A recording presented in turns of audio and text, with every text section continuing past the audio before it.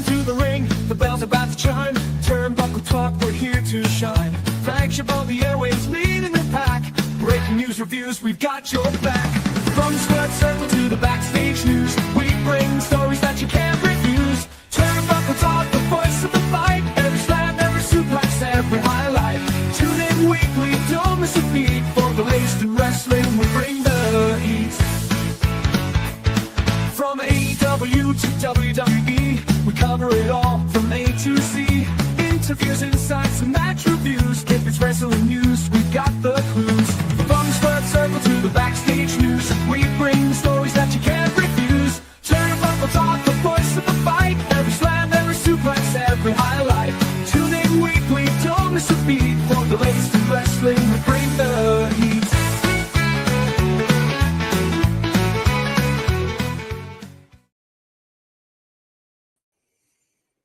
Ladies and gentlemen, it is 8:05 p.m. It is Tuesday night. It is time for some Turnbuckle Talk. And of course, as always, it's myself and OMD. Carl Carafel is away on assignment tonight. OMD, how are we doing tonight? I'm doing very well, Mr. Best. I know we've got a lot to cover and some really, really intriguing stories from outside the ring tonight. Yeah, and a lot of let's get right into the one that I'm the most interested in right now, because I've been thinking about how our city could use something like this. And that is Ruby Soho and her partner, Angelo Parker, are going to be opening up a board game cafe with with dungeon vibes and local flavor, as it says right here in the article. Ruby Soho and Angelo Parker are leveling up outside the ring, literally. The AEW couple is about to open the doors to a brand new business venture, a board game cafe called Victory Roll. According to ABC 57, the cafe is set to officially open this Thursday and will feature a massive collection of board games, RPGs, along with specialty coffees and a food menu that leans into fun, creative stylings. For families, there's going to be a designated kids room.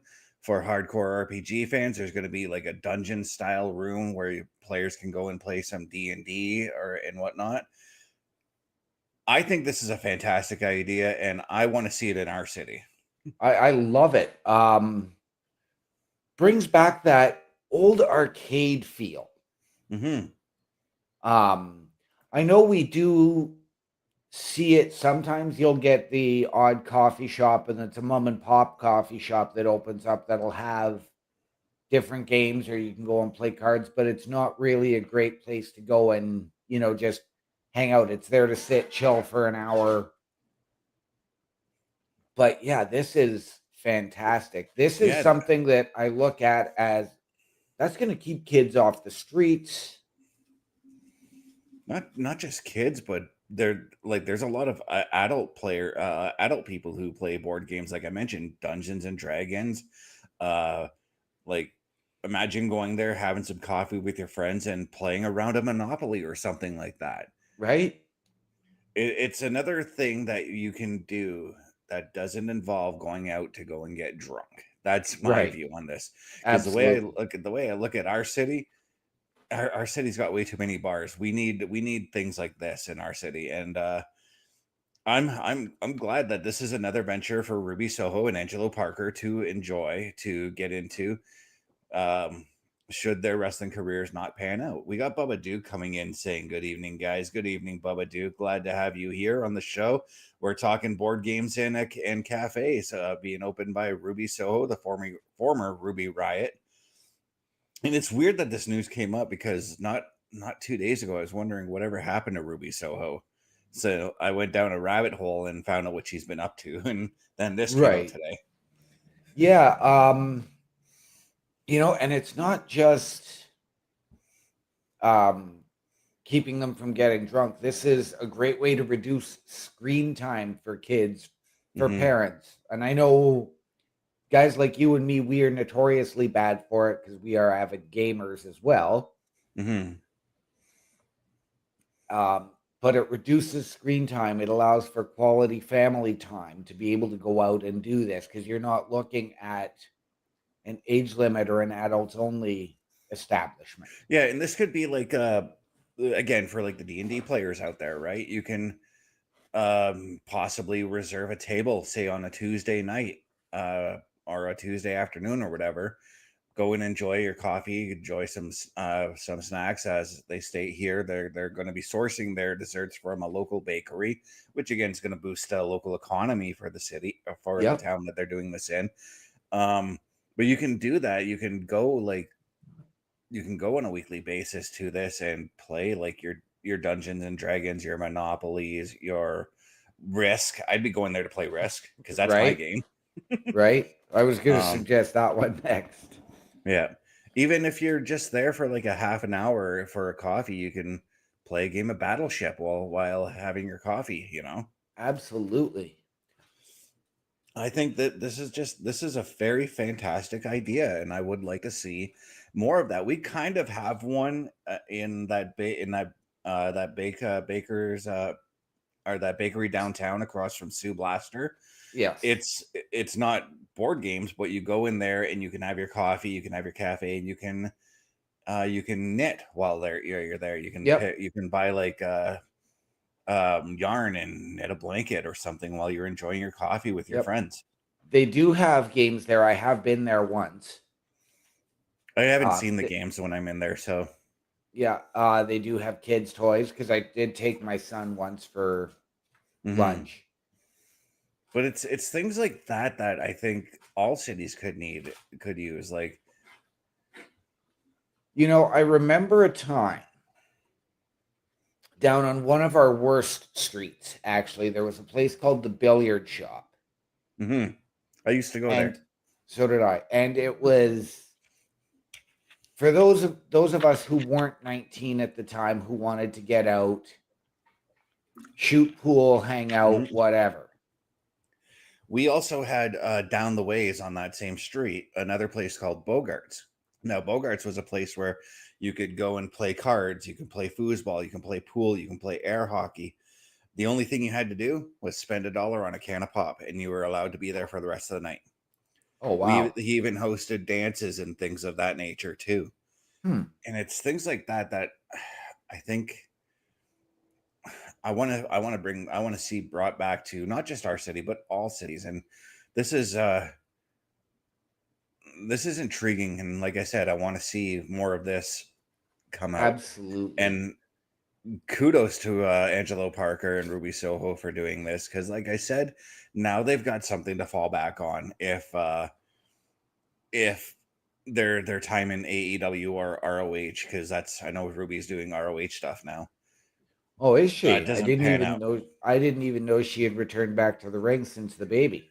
Well, no, that's what I mean. Before the baby, she was doing ROH things. So, from what I've read, but kudos to them. Like this is exciting for me, at least, to see them. You know what? And this is a great investment on their part.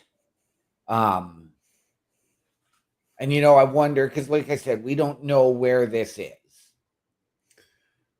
Give me one moment, I can find out. They mentioned a channel that covered it, so I can find out in a few seconds. But there is another very specific coffee lover and a man who owns several coffee shops, also involved in the wrestling business. South Bend, Indiana.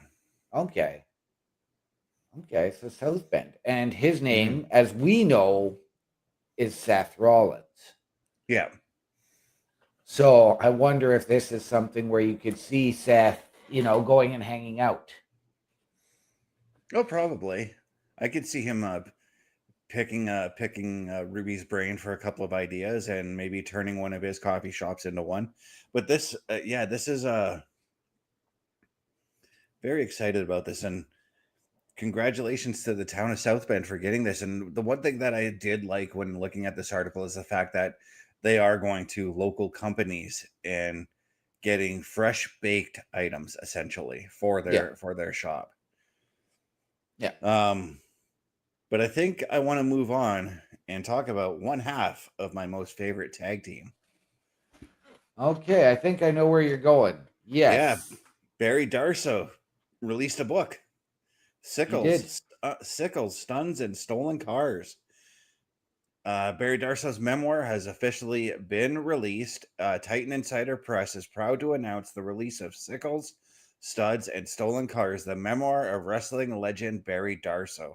Having competed and thrived in Crockett Promotions as Crusher Khrushchev, winning multiple tag team titles in the WWF as part of Demolition with his partner Axe, and made the Repo Man gimmick into a nostalgic fan favorite for fans of the early 90s. Darsow has done it all and looks back on his 30 plus year career. I 100%, it's available on Amazon, guys. I 100% am going to be maybe either getting the audiobook or buying the physical book itself. Yes, yes. This, ladies and gentlemen, right now, I'm going to tell you this is on my wish list. Mm-hmm. Not physically on my wish list yet, but it is on my wish list. I love reading wrestling biographies. It's one of those things that I can sit down and I can immerse myself in for an hour or two a day and not get bored or distract myself. Yeah, and if you ever listen to Demolition's podcast, he's got quite a bit of stories. Him and Bill Eadie, aka Axe. Yeah, And it'll be interesting to listen to Darsow's stories outside of teaming with Axe, because yeah, the Demolition podcast is mainly about them together as Demolition and the things right. that they did. But this does come with a foreword by Bill Eadie himself, Darsow's partner for the better part of 30 years as Demolition. It's written by Darsow alongside Graham Johnson, looking back at the peak of wrestling during the popularity in the 1980s, from his run as part of the Russians and Crockett Promotions to the story of Demolition. That's going to be an interesting one too. The one story I'd like to hear that I haven't heard Barry talk about yet is how he replaced the original Smash of Demolition. Because Right. the original Smash we know was one of the Moondogs. Yes. But Yeah, I'm very intrigued. I mean, I've had the privilege to meet Demolition a number of years ago. mhm. And, I realized that, that was still over a decade ago, but this is something that I think would have been like really cool back then when I was going for that to get that autograph. Mhm. And I would love to have that opportunity again. And these books, they let you know these guys on a far more intimate and personal level as opposed to just what we see on TV, ladies and gentlemen. Yeah. There's a little snippet of some of the stuff that's talked about in the book here. He talks about when he went to high school with future wrestling stars John Nord, aka the Berserker, Richard Rude, aka Ravishing Rick Rude, Yep. and Kurt Hennig, Mr. Perfect. I knew of the relationship that they had in Minnesota, but I'm looking forward to hearing a much deeper relationship Yes. about that, But this is tremendously exciting. A lot of the stuff actually Demolition has been doing lately has been very exciting. The one thing I still want to see, I want to see that Hall of Fame induction. You and me both. It's coming, I promise you, because they have that Legends deal now. It is. It is. But well, yeah, what more can you say about this? Like, I'm so happy that that this has happened. And I wouldn't mind to see Bill Eadie do the same thing, put out a book on his side too, because I would read both books for sure. Yep. This is where next week we find out he put out a book. Yes. There is one in here, and there's a story in here about perhaps one of his most infamous matches as well. And that would be wrestling on the back of a moving truck. I've heard Dustin's side. I've never heard Barry's side of it, though. For those who don't recall, back in '95, I think it was Uncensored, WCW Uncensored '95. Dustin Rhodes had a match with the Blacktop Bully, as he was known as, Barry Darsow, in the back of a moving semi truck. Yes. The It King of the Road match.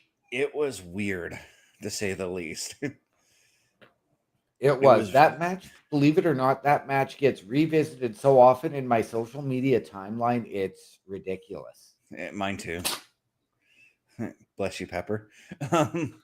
But yeah, that was I I'm gonna be looking it up on Amazon here very shortly and finding out the cost of it. But it is available on Amazon. I'm gonna see if the audiobook is on Prime as well. It's got to be, or yeah, on Prime or on Spotify. Actually, I'm gonna see if it's on Spotify as well because that's where most of my audiobook listening is. Right. Um, but yeah, I'm just I'm jacked, and I'm a little bit excited about this story too. This is a really weird one, though. Okay. Knorr Canada, makers of sidekicks, are putting together a wrestling event, Okay. and it's called Flavor Mania. Knorr is stepping in as the ultimate tag team partner in the everyday struggle of home cooking. The iconic bouillon brand is hosting Flavor Mania on October 22nd, a major wrestling event for Canadians' entertainment and taste buds. Held at Super Kicked Studios near Bloor and Lansdowne, that's in Toronto. Flavor Mania will bring a next level night out that is equal parts epic and flavorful, encouraging Canadians to bring the same fun, energy, and bold style into their kitchen to reclaim flavor with confidence. Knorr is your corner coach for cooking, adding flavor and meals easily and effortlessly. The struggle is real. A report found that Gen Z is the generation with the highest overall restaurant frequency, which is that's actually true, Yep. indicating that young Canadians think budget friendly means boring and flavorful means fast food. Through this campaign, Knorr is stepping in as the reigning champ of taste, showing Canadians that they can easily wrestle mid ingredients into bold, flavorful dishes and using its bouillon cubes. As Canada's leading bouillon brand, we want to help make cooking at home as approachable as possible, says Kristen Whelan, associate marketing director for Cooking Aids and Mini Meals Canada. Flavor Mania is our way of showing that in the kitchen, Knorr is the heavyweight MVP. This is so weird because I've never thought of doing doing food with Right. wrestling here. Santi's app is going to be hosting it. They are going to be going live on Twitch, so you can catch every flavor bomb and food fueled SmackDown from wherever you are. What do you make of this? I'm intrigued for one, but like what I didn't notice in there was any like true pro wrestling involvement. Like I didn't hear whether there was going to be any types of I matches or if this is just I've had going to. looks at other articles, and they're stating that there's going to be matches with cooking instructions in between each matches for certain things and whatnot. Okay. We got Chris Parrish coming in saying, "What's up? What is up, Chris Parrish?" But this is interesting. I'm gonna check it out just out of curiosity. Right. And that's next week, actually, next Wednesday night. Okay. Um, but yeah, I mean, I've got Knorr products in my pantry right now that I know I can make stuff with. So Right. I I'm love Knorr products, but I haven't bought them because the price went up from for me rather significantly quite a while ago.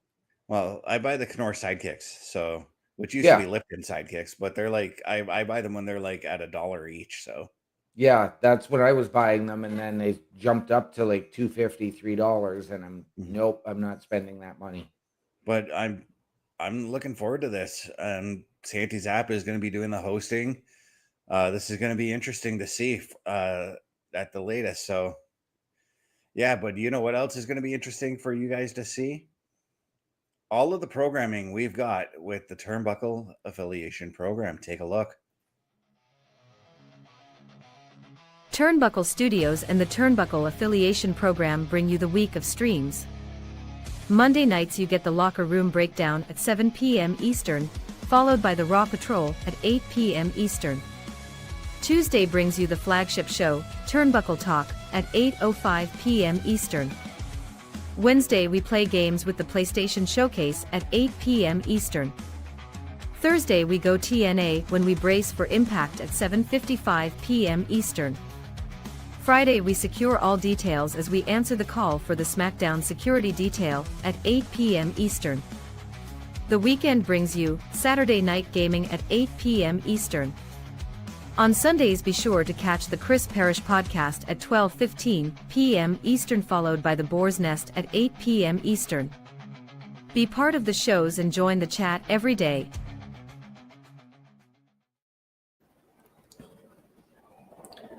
Okay, ladies and gentlemen, there we have it. And turnbucklestudios.org is the place to go if you want your break in content creation, podcasting, potential collaboration, or just help us out behind the scenes.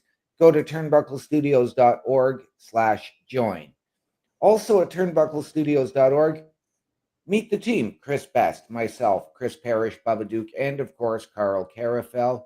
Watch all of our latest weekly episodic shows, including this one, which will be going up there very, very shortly after the show tonight. And check out our merch by clicking the shop button. We will show you about the merch a little bit later on tonight. Just scan the QR code to check out the show's link. There you go. I want to touch on something positive that, everybody talks about how wrestling attendance goes down. And I know WWE's been at the center of it. AEW has really been the focus of that for the last year. We had a company reach a milestone with their highest North American attendance record this past weekend. TNA's Bound for Glory went down this weekend, and a lot of memorable moments from what I was able to ascertain. But they set their new highest North American record at 7,794. And that surpassed Slammiversary from earlier this year, which had an attendance of 7,623. Nice. I mean, TNA. Sorry. I was going to say good for TNA on that one. Yes. No, TNA has, they've considered themselves, they've never pushed themselves to be that number 2 brand, but they always stuck with smaller venues, with the exception of a few times, and then it really, really hurt them. So I am very, very proud of TNA. We will discuss, Bubba and I will have this in a little bit further discussion this coming Thursday on Brace for Impact. Any thoughts? I really don't have any thoughts about it. I mean, it doesn't really surprise me given what the TNA product has been giving us a lot lately. Especially with that 7,000, you can tell that there was clearly 7,000 at the show on Sunday. Yes. But yeah, kudos to them. The only way for them is up right now, and if they can continue on the path that they're on, I say all the more success to them. Absolutely. TNA, keep it going. And I am sure the next milestone, which is within reach of 8,000, you can probably do that early next year. Well, we'll just have to wait and see on that one. But right now, got a bit of a sad story to talk about here. Men on Admissions, Mo, has been hospitalized and is currently battling one of the biggest battles in his life. Bobby Horn, known to millions of wrestling fans as Sir Mo, has made his name in the early 90s as one half of the colorful tag team Men on a Mission. Alongside Mabel, who is later known as Viscera, and their rapping hype man, Oscar, the group brought a burst of energy to WWE's new generation era with their bright purple gear and crowd-pleasing performances. Their biggest triumph came in 1994 when they captured the WWF Tag Team Championships from the Quebecers during a UK tour. I actually forgot that happened. Yes. That came the same year as an appearance at the biggest WrestleMania of that era, WrestleMania 10, from the hallowed grounds of New York City's Madison Square Garden, where again they took on the Quebecers for the tag titles. However, they won that match, but it was by countout. Yes, and I remember Men on a Mission. I remember when they debuted, but I remember their babyface run was really, really short-lived before they really turned on everybody, and Mabel really got pushed out of the group as opposed to Mo. Now, this isn't his first health battle. He's had health issues for the last number of years on different fronts. I can't even remember them all. Yeah, right now he's battling in the hospital. He's been there for the past 8 weeks, battling a severe blood infection and pneumonia. And there's a message from his wife. If I can just get to that in just a second here. But there is an update on Bobby that came 2 days ago from his wife, Denise, who says, "I'm sorry I haven't posted an update in several days. It's been touch and go since Tuesday. And honestly, it's taken me a while to find the words. On Tuesday afternoon, Bobby began having a cough, and all the doctors scrambled to run every test they could to find out what was wrong. They discovered pneumonia and that he was in septic shock. Things changed so quickly, it was terrifying how fast everything happened. As his body grew weaker from heavy breathing, the doctors told us that they needed to intubate him to help him rest. So he was intubated intubated Wednesday, and by Wednesday evening, we heard the heartbreaking words that he may not make it through the night. But if you know Bobby, you know he's a fighter through and through, and he did make it through the night. Thursday brought a little calm after the storm, but by Thursday morning, he had been placed on 4 medicines to keep the blood pressure up. So things seemed a little more steady, but still scary. His daughters arrived from Tennessee that day, and we were so grateful to gather together for him. Then by Friday mid-morning, his doctors wanted to talk with my family again, and once again we were told he may not make it. They also at this time had discovered the exact bacterial infection and were able to adjust his antibiotics to help more, and he pulled through on Friday. Friday evening into Saturday, we've seen a few small but meaningful steps in the right direction. They've been able to wean him down to 3 blood pressure meds, and his lactic acid has been going down, even though it's still it's still at a dangerously high level of 12.3. He's still intubated and still receiving 24/7 dialysis, but they can't begin removing fluid until he's off a couple more blood pressure meds. His family from North Carolina arrived in Dallas last night and is here with him this morning. This has been such a scary and uncertain time, but Bobby continues to show us what faith, strength, and determination truly look like. Every time they've said he may not make it, he's proved them wrong. He's still fighting, one breath, 1 hour, 1 day at a time. Please keep those prayers coming. Every single one of it is felt and appreciated more than you will ever know. Yeah, this is a very scary situation for him, and I do hope he pulls through. I do too. I've lost a relative to diabetes and sepsis. So this is very, very difficult to see and hear that he is going through this. Nothing but love and prayers for his family. And Bobby, just remember, you were a man on a mission once. Do it again. Well said, OMD. Well said. Yeah. Uh, all I can say is just I wish the best for him. But let's take a look at another one of our advertisements here. The Turnbuckle Studios store is open for you 24 hours a day, 7 days a week. Get the merch and represent the best from the shows you watch on a weekly basis. Multiple styles to choose from with over 10 products available. Don't get left out and pick up all your favorites today. Find us at carlcarafel.redbubble.com. And again, ladies and gentlemen, turnbucklestudios.org/shop will give you the link as well as the QR code in the upper left-hand corner.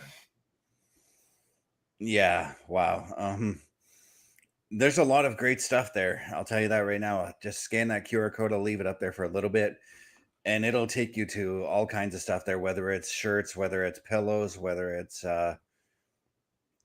just about anything, stickers. It's all there. Turnbucklestudios.org/shop, or scan that QR code. But we've gone through some of the stories a little bit quickly here, but that leaves us a lot of time to talk about our showstopper segment, the musical shakeup going on right now in the WWE. We all know that Def Rebel's contract, they're on their last bit of their contract right now. And a lot of wrestlers have been asking for their theme songs to come back. We saw Shinsuke Nakamura on Friday come back out to his old theme, and he did the whole babyface thing. Yeah. We got Sheamus and Drew McIntyre who are also doing the same thing, and that leads me to wonder, like, Sheamus and Drew, we love their old themes, but that leads me to wonder, and I'm going to ask you this, OMD, what old themes would you like to see come back? Definitely Drew. I actually like Sheamus has really grown on me. Both of them have. Mm-hmm. But I still, I mean, being a rock and metal fan, I prefer Shaman's Harvest. I'm going to say this. I want to go back to heel Roman's intro music. The babyface Roman with all of the added drums to it, I'm not a fan of. And that's where I would put you in timeout, because I would keep that theme for Roman, because that one works for him. Because it's still the same theme. All they did was add drums. It is. But the drums, for me, it's too much. Right at the start, great, but you don't need it throughout.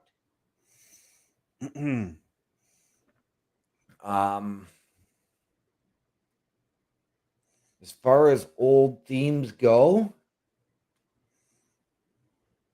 really, I don't know.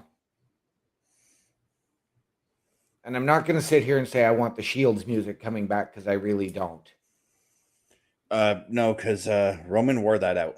That's just my view on that one. Yep. Give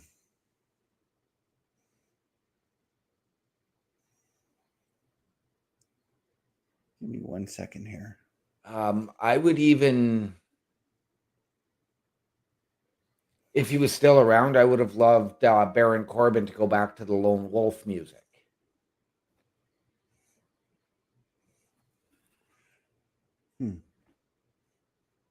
Yeah, I would love that too. And I thought, I thought he was going to go back to that at some point, when he was with the WWE.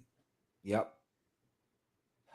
The other one that I would like to see, and it's a bit of an homage,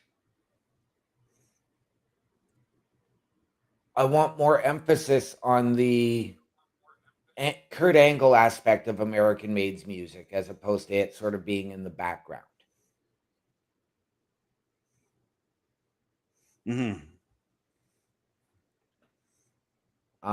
Even Charlotte's old music, I liked it a lot better. But yes, ladies and gentlemen, it does say in this article, Def Rebel, the in-house team responsible for producing most of WWE's recent entry themes, is on their final contract with the company. While there is no exact expiration date confirmed, the deal is expected to be their last. This shift comes as frustration continues to build among WWE superstars who feel disconnected from their own entrance music. Over the last few years, fans and wrestlers alike have criticized newer themes for lacking identity, emotion, and the kind of energy that defines a superstar the moment they hit the stage. WWE is now expected to work with more outside artists, a strategy the company has already started experimenting with through recent collaborations with Mega Ran, Incendiary, and Adam Jones of Tool. That move signals a broader effort to bring more personalized and high impact music back to WWE programming. And then, of course, as we already discussed, Drew, Sheamus, Shinsuke. I mean, did you see the pop that Shinsuke got on Friday? I did. For coming out to that theme. He was over huge for that. He was. But there's a lot of bands in the WWE realm that they could go to. That's not just rock. I mean, they could talk to Jelly Roll about doing a theme song. Right. They could talk to the hell in NXT. They bring some of the NASCAR guys there. Why not talk to some country artists about doing wrestling theme songs through NASCAR? Because a lot of those NASCAR guys are friends with country music stars. Right. TKO also happens to own PBR. Right. So, and like even who is that? Who is that rapper they brought out in the earlier this year that did nothing? Travis Scott. You can even talk to him about doing a song. I would put you in timeout for that one. No, you won't, because you gotta add a variety, because variety is the spice of life, man. It is, but I've heard his stuff, and yeah, for me it's a no-go. Yeah, I get it, but yeah, even bring in, like, I'm sure even Logan Paul's got some buddies who are in the music industry that Logan could even talk to. I mean, we've seen bring back Downstate. Right? I was going to say, we've seen numerous bands. I mean, you've got Rev Theory, who reworked voices, but Randy Orton opted to keep his normal version. Mm-hmm. You've got Downstate. Limp Bizkit was heavily involved and are rumored to have done Braun Breaker's new music. So, I mean, you can do it. Nita Strauss, you've had come out and play Shinsuke Nakamura to the ring in NXT. New Year's Evil as well. They were brought in to do a song, or there was a band that was brought in for New Year's Evil. I mean, can't remember their name right offhand, but they were fantastic. Bring them in. Yes. You've had Lizzie Hale perform at NXT. Mm-hmm. Hell, Motionless in White, they do right? Rhea Ripley's theme. I'm sure they can do a couple more. But as you suggested, New Year's Evil, there was New Year's Day and their singer Ashley Scott, who was the original vocalist for Rhea's music. That's the band I was thinking of. I'm gonna even go into my days in the independent circuit, and the band I mostly use, Chevelle. Yeah, they have a lot of songs that could qualify as a wrestling theme song, in my personal opinion. You know what? I've got my two favorites that I used as my theme. And I would love to see somebody get a symphonic metal, something like a Nightwish, within Temptation, who actually did probably my all-time favorite theme for myself with What Have You Done? One of my all-time favorite rock bands in Shinedown, who are heavily, heavily involved, have had numerous show songs as well as PLE themes.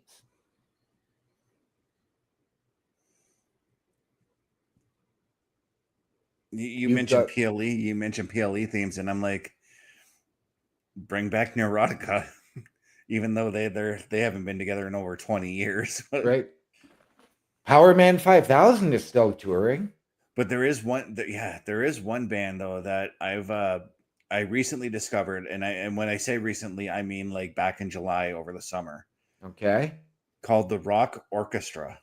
Yes. Those guys, they did a fantastic cover of Bring Me to Life. I feel like they could do something for Lyra Valkyria. Oh, absolutely. Hmm. I mean, we know that Alter Bridge was heavily involved thanks to Adam Edge Copeland. You've got CM Punk, who got Cult of Personality. They used Kill Switch Engage before. Why not use Kill Switch Engage again? And if they want to keep with in-house music, and this is something a lot of us older fans are going to say, bring back Jim Johnson. I was just going to say the same thing. I've listened to some of his recent stuff. He is still up to date on what's going on as far as music goes, and he still knows how to tell a story through his music, and that's exactly what an entrance theme should do, is Yeah. tell you the story of your character as you make your way to the ring. Yeah, absolutely. And Absolutely. to kind of complain a little bit about Def Rebel, and I'm pretty sure you remember this, but when we did the PLE patrol for the Royal Rumble, how many times was I like, oh, who's that coming out? Yeah. Because usually for me, the way I can tell tunes easily, I can tell you a song usually if I've heard it off the first note. Yeah. Well, I mean, let's look. I mean, we had Jordan Grace got a new theme really very recently after debuting in NXT as a full-time NXT superstar. And of course, everybody complained because, of course, he lost the element of Jordan Grace's music. And I understand that that's WWE wanting to make that change so you're not tying her to her who she was in TNA. Right. But you've got that crossover, so now you're able to use that and still really identify. And I think that's why it's going to be so much easier for when Joe Hendrick, for instance, makes his way over to NXT, because he owns his music. It's his Yes, own song, so it is. he can use it wherever he goes. Yep. But yeah, there's just with Def Rebel, I'm not gonna lie, Def Rebel does have some themes out there. As I mentioned earlier, I do like the Roman Reigns one. I'm not sure if they did Sami Zayn's. I think that might still be a CFO's song. I think so. But there's a few of them that they did that were real good. Shinsuke's heel theme was actually pretty good. It was. Drew's current theme is actually good too, as is Sheamus's. Yep. Sheamus is not a CFO's. No, that was Def Rebel. The Usos both as a team and their individual themes. Yeah, I will give credit to that. They do have some themes out there that have stuck with us. Unfortunately, it's only been for like the main event guys. So like it's those undercard guys that kind of need that theme. Like if you go back to the Attitude Era, for instance, if the Godfather came out to his theme song, to another theme song, we wouldn't have recognized it was him until he got to the stage. Yeah. But with that opening line, he says, I'm not going to say it because I'm keeping it PG here. Right. It was just that first word, and we all knew Godfather was coming to the ring. Yep. And we'd get hyped. That's the thing that's missing to me, that's the thing in theme music that's missing in pro wrestling, is that first note. That first note gets you hyped. Absolutely. Take a look at Stone Cold, the glass shatter, right? Right. Hype right away. The Rock. DX, are you ready?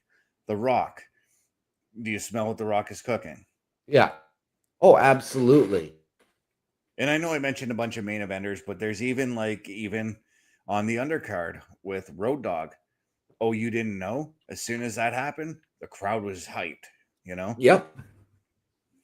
Absolutely. And I think I've been saying that for years about Def Rebel and their music, and that's what's been missing, is that opening note to understand. And even Tiffy right now with that It's Tiffy time. Yeah. We know it's her, but the thing is, will we really remember her music afterwards? No, because that's really all we remember now. Whereas with Road Dogg, right, he goes, "Oh, you didn't know," and then there's that dan and we remember all of the theme. Yep. Um, Let's be honest, Mr. Anderson, Mr. Kennedy, when it would start off with that Mr. yep. And then I actually do remember the rest of his theme because I know it was sung by the same guy who sung Billy Gunn's theme songs, and I kind of like that singer. So, right, me personally, I remember that theme. right. There's another one, Billy Gunn's theme. Yeah, his opening line again. I'm a man. Yeah, and then even when he became the one Billy Gunn, that opening guitar riff, I still remember. Right? Or when he joined Chuck and became Billy and Chuck. Yeah. You look so good to me right there. Boom, heel Yeah. heat he got. When he Yeah. was with the Smoking Guns, it was just the guns shooting, and then suddenly the theme song. Yep. That's Jim Johnston. That's Yep. all Jim Johnston actually we just mentioned. Yep. Even Nation of Domination. Yeah, Farouk shouting, "We are the nation of domination." That was Farouk's voice in that song. Yep. Even when Farouk got kicked out of the group and they used that alternate theme, we still knew it was the nation. Yeah. Sensational Sherry with her.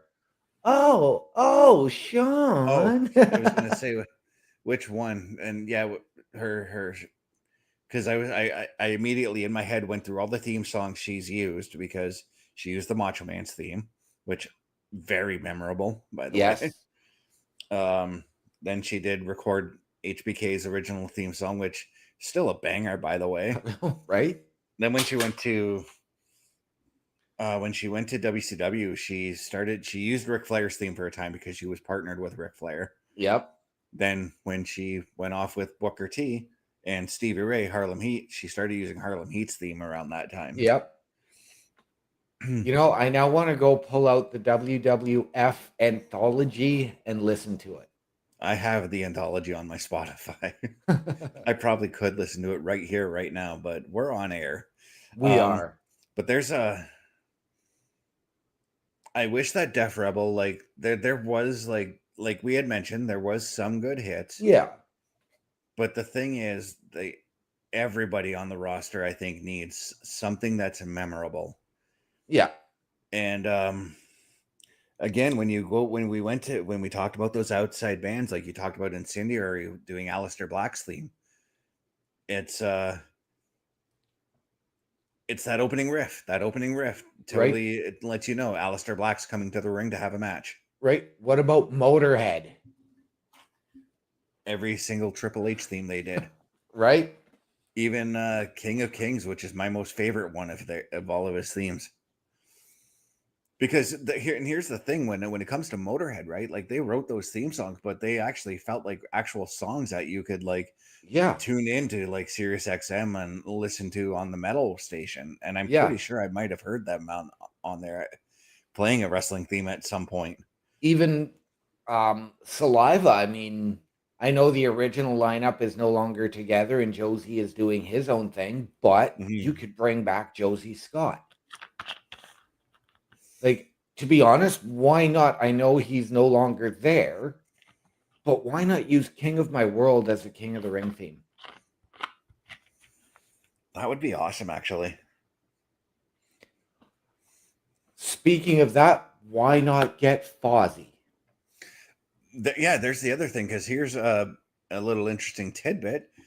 I mean, Fozzy's been lending out their songs to everywhere, despite him still being employed by AEW, Chris Jericho. Yeah. When he remember when he lent Enemy to a TNA event? I can't remember which one it was. Yes. A lot of people were like, "Oh, Chris Jericho is going to go to TNA now because he's lent this theme song." Chris Jericho goes on social media, is like, "No, I'm not. I'm just lending this song to them." Right. I can't remember which theme it was, but which pay-per-view it was, but I wholly remember because that's the first time it was on TNA where I first watched the music video for Enemy. Yeah. But yeah, you can totally reach out to Chris Jericho, and there's a lot of wrestlers in pro wrestling that are actual musicians. Again, we talked about Joe Hendry, Elias, Right. or Ezekiel, or whatever he is right now in TNA. Elijah. Thank you. Joe Hendry. There's a bunch of them, and this is I'm sorry to say it, but Def Rebel, like, when your contract comes up, I do wish you guys the best in all your future endeavors. I mean, keep doing what you're doing. Don't give up on music, because you should never ever give up on your passions. Right. I tried to send something through earlier to yourself, but it didn't come through, and it was actually the roster for the new Chris Jericho cruise, which somehow, well, it Facebook is having troubles right now with me sending stuff right now. So okay, because it actually posted saying it had no AEW talent on it, which is not true, as Lacey Lane is on there, along with her former tag team partner Casey Catanzaro. But yeah, we're still talking theme songs here, dude. So, well, that's where I'm going, because of course, it's got a bunch of other bands as well. Here's one that we totally skipped over, and he constantly goes to NXT events when he can. He also had a hand in helping Samoa Joe beat Baron Corbin. Corey Taylor. Yeah. Reach out to him, get him to do something, maybe with his solo work, or even Slipknot to do something. Right. I mean, we know that they've used Corey We Are Not Your Kind. We know they use We Are Not Your Kind. Yeah. So it's going to be interesting to see what happens when Def Rebel's contract finally comes up, and to see over the next little while how many of these themes are going to change. And the question I do have is, with Shinsuke Nakamura using that theme, was it a one night only thing? Was it just the fact that they, for whatever reason, couldn't bring Shinsuke's original theme, the theme he was using, over? Or is this going to be a permanent deal? Well, what I'm wondering is, because they also have that tour of Japan coming up this weekend, where Shinsuke is teaming with Jey Uso in the main event. Do you do that because it's a baby face? You're in the Australasia area because you did, of course, Perth on Friday, Saturday, and Monday. Now you're going to his homeland, so he's going to get that pop. There's a lot to wonder about this one, and I, for one, like I've said, I do want to see some of these old themes come back, because again, it's these theme songs that define the character. Look how long Shawn Michaels used Sexy Boy. Right. But if Shawn Michaels came out to the Rockers theme song at the same time, we would still pop for Shawn Michaels coming out to that song. Yeah, we would. Then again, however, if the Macho Man were still around and he, instead of using Pop and Circumstance, came out to What Up Mach, don't think that would go over as well. No. I've listened to What Up Mach recently. That song kind of aged terribly. Well, yeah. But on that note, I'd like to play one final commercial for you guys here. We are looking for your help, so take a look here, guys. A Turnbuckle affiliation program is looking for more people. If you have passion level for pro wrestling, sports, video skims, or something else, then Turnbuckle Studios is the place to be. If you have ever wanted to pursue content creation and want to join our team, then we would love to have you. Check out turnbucklestudios.org or contact us by email today, because your future is now, and we want you to tap in.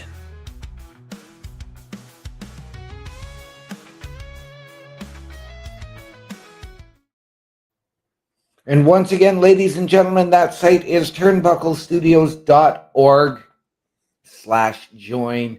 As well, you can meet the team You can click the shop button to go to carlcarafel.redbubble.com. Watch all of our latest weekly episodic shows. Again, ladies and gentlemen, turnbucklestudios.org. Do it. Do it now. Do it now. Yeah, write down the website on the bottom or scan the QR code that I accidentally clicked away on. There we go. Yeah, turnbucklestudios.org. That's the place to be. But you know where else is the place to be, OMD? And maybe you should let them know about this. But where will they be able to find you? Well, they can find me at my Linktree, linktr.ee/OMD show. And visually, I will be right back here tomorrow night on the Turnbuckle Affiliation Program with the man on my left, Mr. Best, with the Wednesday PlayStation Showcase. And if you want to find my socials, or actually anyone else's socials here, I'm just going to show the QR code because the QR code is turnbucklestudios.org/hosts. You'll be able to find my socials through there. You'll be able to find OMD socials. You'll be able to find Bubba Dukes, Chris Parrish's, and Carl Carafel's. But again, yeah, you'll see me tomorrow night. PlayStation Showcase, our horror marathon continues with, I don't even remember which game I chose yet. So, okay. All right. On that note, guys, OMD, what are those famous words we like to go out on? Ladies and gentlemen, please always remember the world is better with you in it. From all of us here at the Turnbuckle Affiliation Program and Turnbuckle Studios, to those of you out there, wherever you are, good night, good luck, we out.